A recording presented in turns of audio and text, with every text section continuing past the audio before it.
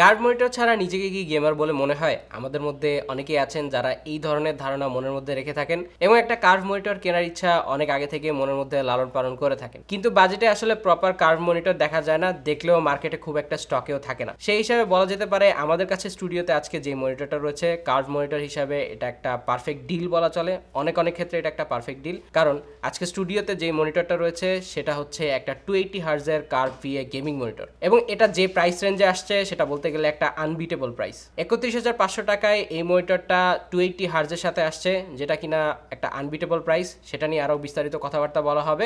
মনিটরটার model হচ্ছে Lenovo Legion R27 FC-30 27 ইঞ্চি 1080p VA প্যানেলের এই কার্ভ মনিটরটা গেমিং মনিটর হিসাবে কি ধরনের পারফরমেন্স করতে পারে 31,500 টাকায়, সেটা নিয়ে বিস্তারিত কথাবার্তা বলা হবে। ভিডিওতে আছে আমি ফাহিম, ফিরছি ইন্টার পরে, এবং আপনারা দেখছেন পিসি বিল্ডার বাংলাদেশ।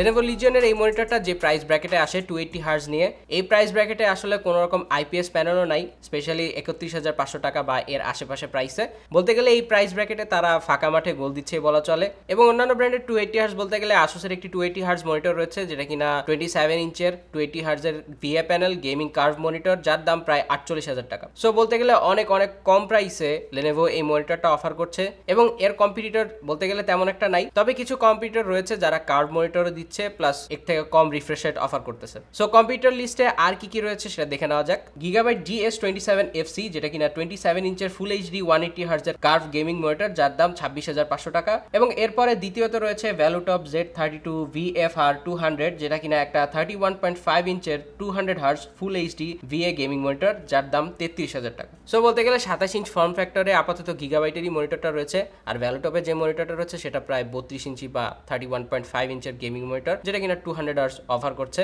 32 ইঞ্চ বলতে গেলে একটা আলাদা ফর্ম ফ্যাক্টর, সেটা আসলে এর মধ্যে পড়ে না, বাট এই প্রাইস রেঞ্জের আশেপাশে বা ভিএ প্যানেল হিসেবে আমরা কম্পিউটার লিস্টে রেখেছি আর কি। এনিওয়েজ, এটা এবার আনবক্সিং করা যাক। আনবক্স করার পরে কি থাকছে এবং কিভাবে এই মনিটরটা অ্যাসেম্বল করতে হয় সেটা একটু দেখে নেওয়া যাক। বক্স কন্টেন্ট হিসেবে থাকছে 4খানা thumb screw, 3 pin Asian power cord, একটা DP port, energy saving sticker, installation guide এবং ওয়ারেন্টি পেপারস। এর সাথে স্টাইলিশ বেস প্লেট, যা দেখলে কিছুটা অ্যাভেঞ্জারের এর মতো দেখতে। All type of adjustment supported stand রয়েছে এতে, এবং সর্বশেষ আমাদের প্যানেল খানা। অ্যাসেম্বল প্রসেসটা মোটামুটি সহজ ছিল বলা যায়। প্রথমে স্ট্যান্ডটাকে মনিটর বরাবর অ্যালাইন করে বক্সের সাথে আসা 4টি থাম্ব স্ক্রু লাগাতে হবে। এক্ষেত্রে চাইলে হাত কিংবা স্ক্রুড্রাইভার ব্যবহার করতে পারেন, তবে সাজেশন থাকবে স্ক্রুড্রাইভার ইউজ করা। এরপর বেস প্লেট মনিটর স্ট্যান্ড বরাবর অ্যালাইন করে হুকে লাগিয়ে দিলেই আমাদের অ্যাসেম্বল প্রসেসটি কমপ্লিট। Lenovo এই মনিটরের কালারকে ব্ল্যাক করলেও এই মনিটরের আসলে কালারের নামটা দেওয়া হয়েছে রেভেন ব্ল্যাক, যেটা শুনলেই অ্যাসাসিনস ক্রিডের কথা অনেকটাই মনে পড়ে যায়। মনিটরের উপরে বাম পাশে রয়েছে Lenovo লোগো এবং এর ঠিক নিচেই রয়েছে প্যাসিভ কুলিং এর জন্য কাট আউট অপশন।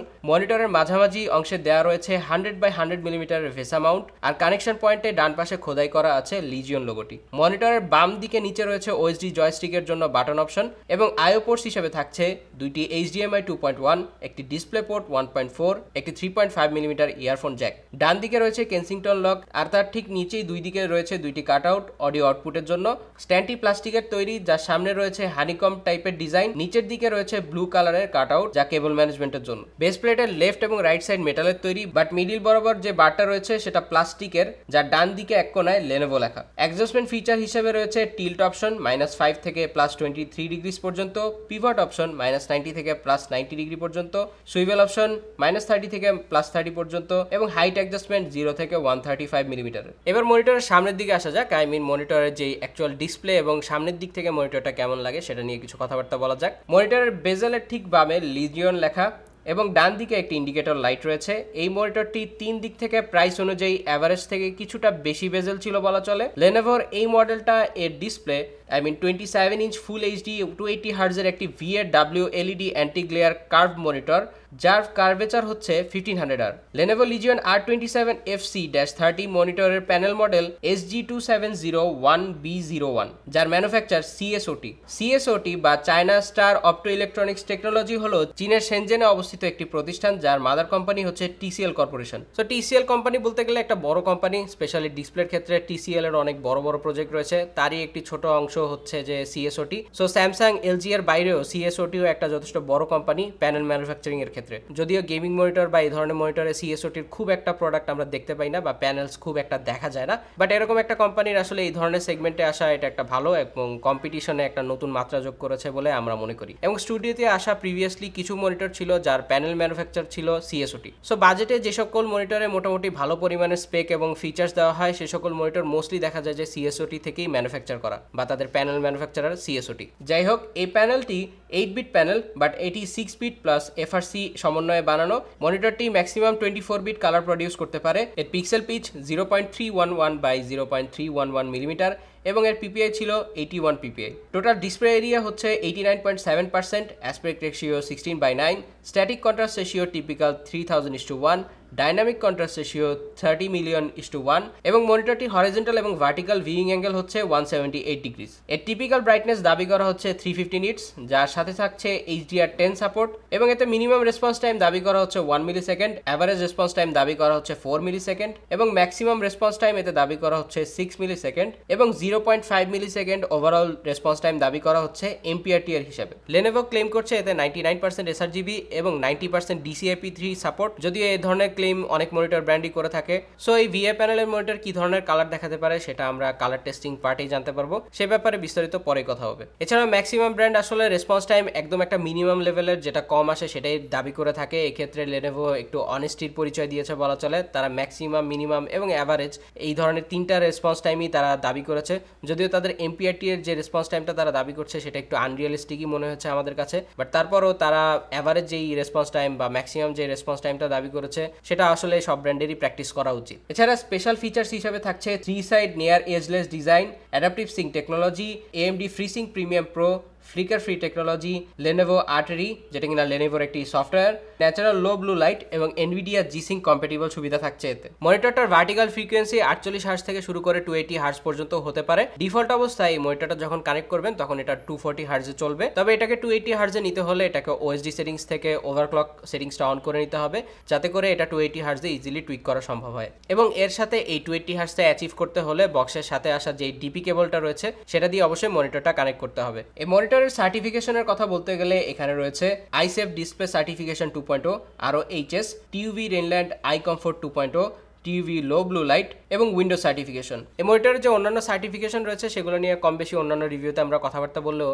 এই লিস্টে উইন্ডোজ সার্টিফিকেশনটা আসলে একেবারেই নতুন। এখানে উইন্ডোজ সার্টিফিকেশন বলতে আসলে যা বোঝায় এই মনিটরটা ফুললি উইন্ডোজ কম্প্যাটিবল পিসির সাথে ইজিলি কম্প্যাটিবল হবে, সেই জন্য এই সার্টিফিকেশনটা নেওয়া হয়েছে। আমরা আসলে জানি না এই সার্টিফিকেশনটা নেওয়ার জন্য আসলে Lenovoকে কোনো কিছু এক্সট্রা পে করতে হয়েছে কিনা।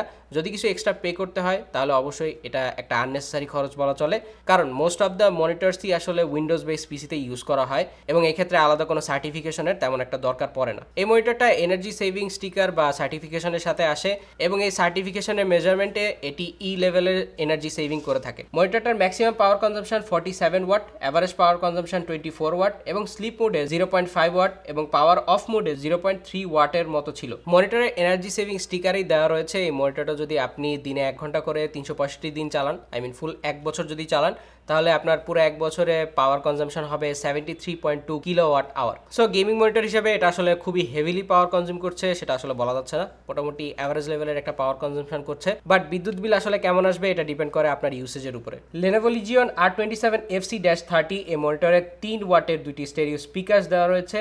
যদি সাউন্ডের কথা বলি, এর সাউন্ড আসলে ডিসেন্ট ছিল। 100% ভলিউমে কিছুটা ডিস্টরশন ছিল। ভোকালের সাউন্ড মোটামুটি ভালোই ছিল, কিন্তু এখানে ডিস্টরশন পেয়েছি আমরা। তবে অন্যান্য মিউজিক্যাল ইনস্ট্রুমেন্টের সাউন্ড কিছুটা লো মনে হচ্ছে আমাদের কাছে এবং এতে বেজের ঘাটতি তো রয়েছেই। এবার ওএসডি সেটিংস অন করলেই শুরুতে থাকবে গেম সেটিংস, যার মধ্যে ওভারড্রাইভ, এমপিআরটি, ফ্রিসিং প্রিমিয়াম, রিফ্রেশ রেটের নাম্বার দেখা যাবে। গেম সেটিংসের নিচে থাকছে স্ক্রিন সেটিংসের অপশন, যার মধ্যে ব্রাইটনেস, শার্পনেস এবং এইচডিআর অন অফ করার মতো সুবিধাগুলো থাকছে। গেম সেটিংসের নিচেই থাকছে কালার সেটিংসের মতো অপশনসগুলো, যেখানে রয়েছে কালার প্রিসেট অপশনস। এরপরে গেম সেটিংস ছাড়াও আর থাকছে পোর্ট সেটিংস এবং মেনু সেটিংসের মতো অপশনগুলো। এই মনিটরে থাকছে Lenovo RTD 2.0 অ্যাপের সাপোর্ট, যা ব্যবহার করে ওএসডি এর প্রায় সব ধরনের ফিচারই অ্যাক্সেস করা যাবে। অ্যাপটি ওপেন করলে উপরে ওয়েলকাম টু আরটিডি লেখা আর নিচে থাকবে মনিটরের মডেল নাম্বারটি। ডান পাশে থাকছে বিভিন্ন অপশনস, যেমন basic settings, advance settings, display settings এবং কালার কন্ট্রোলের মতো অপশনস, যা দিয়ে আপনি এক ক্লিকে নিজের মতো করে ডিসপ্লেটি সেট আপ করে নিতে পারবেন। এবার আসা যাক এই মনিটরটার কালার আউটপুটের ব্যাপারে, আমাদের টেস্টিং পার্ট। আমরা এই মনিটরটা টেস্ট করেছি স্পাইডার এক্স প্রো দিয়ে। চলুন দেখে নেওয়া যাক এই মনিটরটা কি ধরনের পারফরমেন্স করে। এই মনিটরের কিছু কালার প্রিসেট মোড রয়েছে, যেমন DCI-P3 মোড, ন্যাচারাল মোড বা sRGB মোড। সো এই তিনটা মোডে আমরা টেস্ট করেছি। এই তিনটা মোডে কি ধরনের পারফরমেন্স দেয় সেটা দেখে নেওয়া যাক। DCI-P3 মোডে 97% sRGB, 82% Adobe RGB, যেখানে অ্যাভারেজ ডেল্টা ই ছিল 1.87। sRGB মোডে এর অ্যাভারেজ ডেল্টা ই ছিল 2.94 এবং ন্যাচারাল মোডে এর ডেল্টা ই ছিল 1.25। এক্ষেত্রে sRGB মোডে বলতে গেলে একটা বুস্টেড টাইপের কালার দেখা যায় এবং এই কালারটা মোটামুটি চোখে লাগে একটু। এরপরে ন্যাচারাল মোড এবং DCI-P মোডে মোটামুটি ডেল্টা ই 2 এর কমই ছিল এবং VA প্যানেলে যে পার্সেন্টেজটা আমরা দেখাই, sRGB বা Adobe RGB যে পার্সেন্টেজটা দেখানো হয়েছে, সেটা আসলে স্পাইডার মূলত এর জিরো রেঞ্জে, জিরো ডিস্টেন্সে বা মনিটরের যে সার্ফেসটা রয়েছে তার গায়ে লেগে টেস্টটা করে।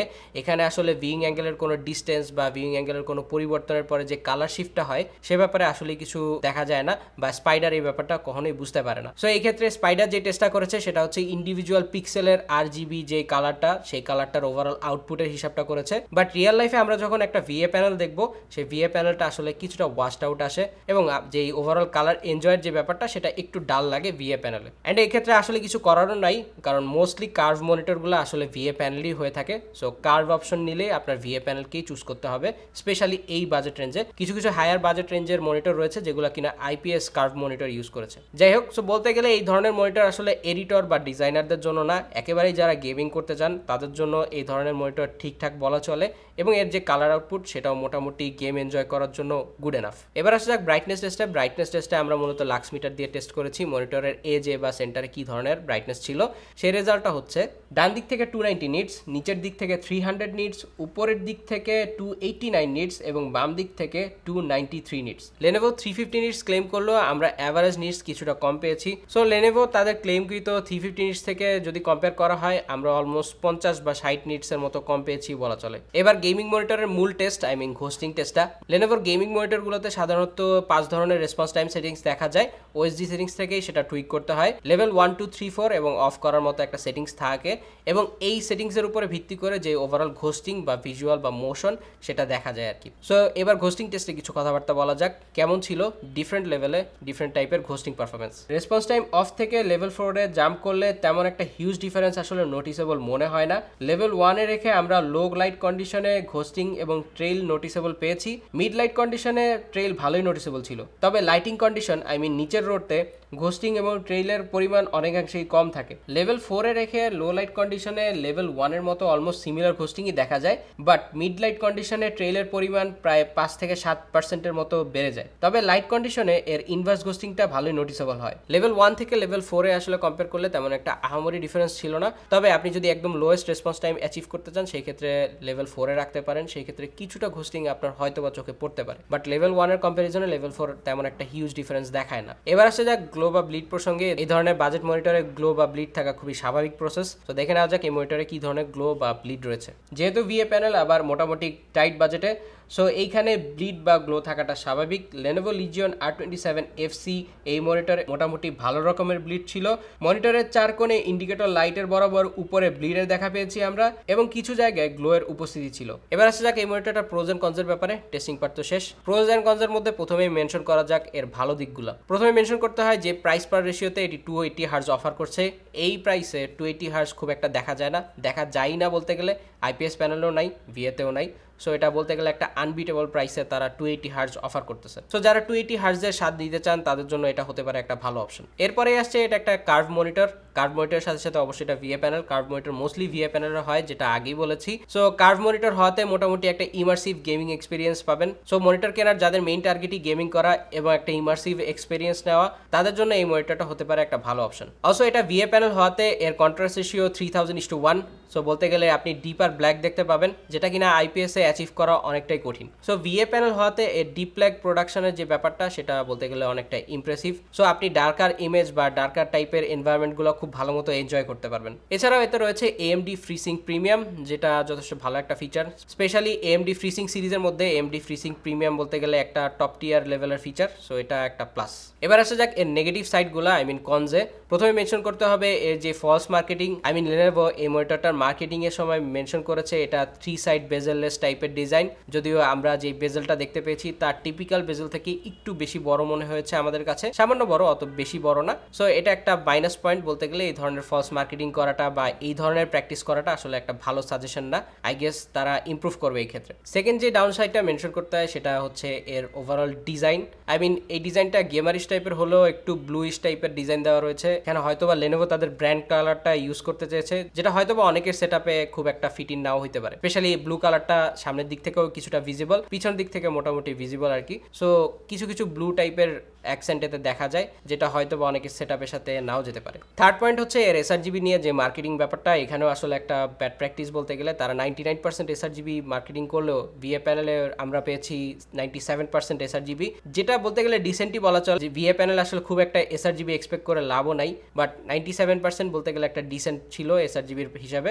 এখানে মূলত আসলে কালার গ্যামুটের থেকে ডেল্টা ইটা খুবই ইম্পর্টেন্ট ছিল, যেখানে আমরা বুস্টেড কালার দেখতে পেয়েছি, যেটা গেমিং মনিটরে টিপিক্যালি হয়েই থাকে। এখানেও তার এক্সেপশনাল ছিল না, বাট তারা যে ক্লেম করছে 99% এসআরজিবি, এটা একটু বেশিই ছিল। যাই হোক, ভিডিওর একদম শেষ পর্যায়ে এই মনিটরটা আসলে কাদের জন্য। শুরু থেকে এই ভিডিওর বলা হয়েছে এই মনিটরটা অনলি ফর গেমিং। ভিডিওর মাঝখানে বা ভিডিওর শেষে এসেও এখনো বলছি এই মনিটরটা অনলি গেমিং এর জন্য। সো যারা কন্টেন্ট ক্রিয়েশন টাইপের কাজ করবেন বা আপাতত গেমিং মনিটর কিনে পরে কন্টেন্ট ক্রিয়েশন টাইপের কাজ করবেন, তাদের জন্য এই মনিটরটা পারফেক্ট ফিট না। অলসো এই মনিটরটা একটা কার্ভ প্যানেল। সো কার্ভ প্যানেলের ইউজার বেস বলতে গেলে খুবই ছোট বা নিশ টাইপের বলা চলে। সো যাদের ইমার্সিভ টাইপের একটা কার্ভ মনিটর দরকার পড়বে, তারা হয়তো বা এই অপশনটা দেখতে পারেন। অলসো এই মনিটরটা 280 হার্জ থাকাতে আপনি অ্যাভারেজ যেই 240 বা অ্যাভারেজ যেই 165 হার্জ মনিটর রয়েছে এই বাজেটে, তার থেকে বেটার স্মুথ ইমেজ দেখতে পারবেন। সো 31,500 টাকায় এই মনিটরটা যে 280 হার্জ অফার করছে, সেই হিসাবে এই মনিটরটা one of the best deal বলা চলে ভিএ প্যানেলের হিসাবে। সো গেমার্সদের জন্য এই মনিটরটা হতে পারে একটা ভালো চয়েস। 31,500 টাকার এই ডিলের পাশাপাশি আপনি যদি আমাদের ভিডিও রেফারেন্সে ফোরস্টার আইটি থেকে এই মনিটরটা পারচেস করতে যান, তাহলে আপনি পাবেন 2000 টাকার ক্যাশব্যাক অফার। সো বলতে গেলে এই মনিটরটা প্রায় 29,000 টাকার আশেপাশে চলে আসছে, যেটা বলতে গেলে ওয়ান অফ দ্য ভালো ডিল। সো এই মনিটরটা যারা রিসেন্ট টাইমে পারচেস করবেন, তারা হয়তো বা এই অফারটা পেতে পারেন। আজকে এই পর্যন্তই, দেখা হবে পরের কোনো ভিডিওতে অন্য কোনো মনিটর নিয়ে। টিল দেন, আল্লাহ হাফেজ এন্ড আসসালামু আলাইকুম।